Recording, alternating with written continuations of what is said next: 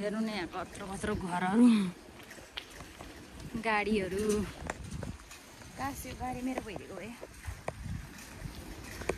यसरी बनाउँदाखेरि चाहिँ राम्रो हुँदो रहेछ कि किनभने मेरो फेस नै राम्रो छैन बनाउँछु कि यसले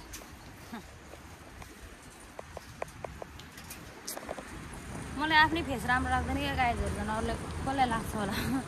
मैले टिका लगाएर गएको थिएँ त्यहाँ एउटा जापानिज बुढा छ क्या म्याकको जापानिज बुढा त होइन मनै पर्दैन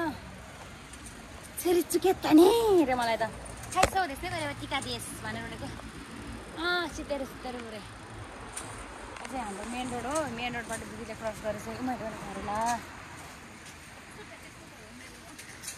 यसको साइकलै बिग्रियो तर मेरो चाहिँ 2 वर्ष जति 3 वर्ष हुन लागिसक्यो केही पनि भएको छैन भन्नाले चाहिँ हुँदैन तर चाबी लाउने चाहिँ बिगारेको हो हामीले नै बिगारेको हो भन्नाले त्यहाँभित्र छिरेको थियो होइन त्यो चाबी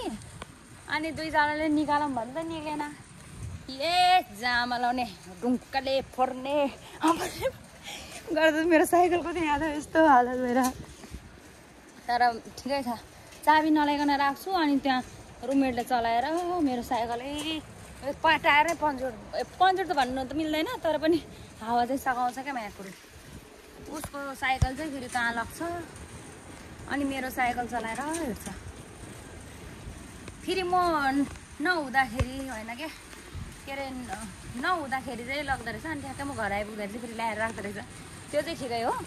म कतै जानु पर्दाखेरि मेरो साइकल त्यहाँ छैन भएन भने चाहिँ त्यो मान्छेले मेरो धोबी खायो भने चिन्ता नि हुन्छ सो म चाहिँ लास्टै सोचिसकेँ क्या नि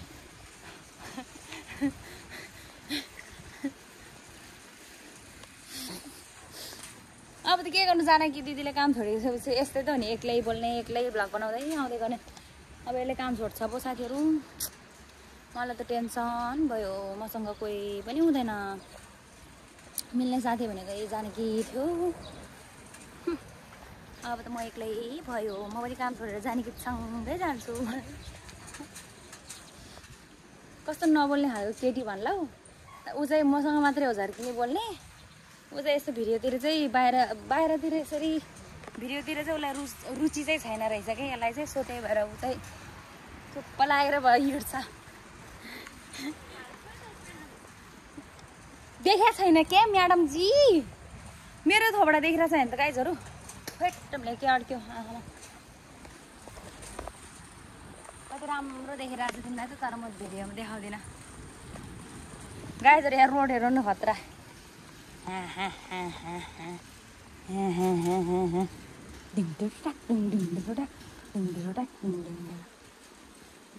ओइ काँधतिर झोलै नि अलिकति जरा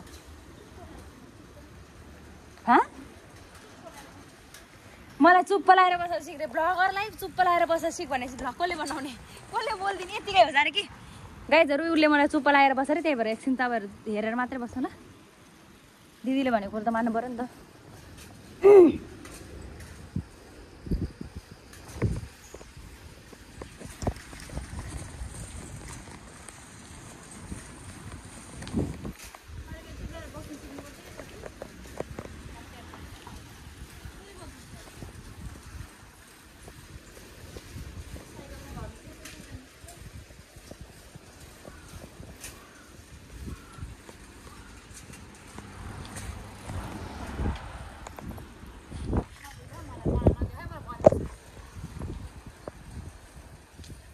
देश त यो आफ्नै रङ्गढङ्ग मिलेर हुन्छ कि मलाई नबोल भनेको छ साथीहरू अब त मुख थुनेरै बस्नु पर्यो फेरि म चुप लाएर बस्दै सक्दैन क्या जान कि तिमीलाई थाहा छ त त्यत्रो रातभरि झगडा भइ पनि बोलिरहेको हुन्छ त म सो त्यही भएर गाउन सुरुको त कति नै त कराउने गोबन नै जाने कि म चुप्प लाएर बस्न सक्दिनँ क्या साथीहरू है यति बोल्न मन लाग्छ जति बोल्न सके पनि म थाक्दैन चुरोट कान्छ रहेछ केटाले धुवाले बस्तायो गाइजहरू हेर्नु नि यहाँ रोड म्याकुरीहरू यस्तो चिल्लो रोडको छेउमा एउटा सेक्सी केटी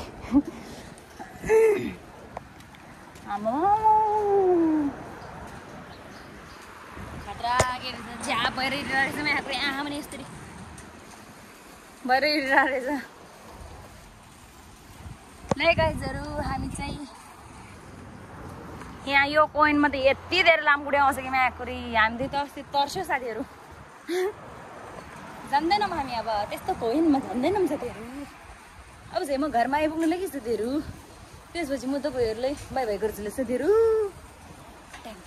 यहाँ आरुको बोट छ क्या साथीहरू आरु आरु आरु आरु पनि छ यहाँ यही हो आरुको बोट तर आरु त सकाइसकेको छ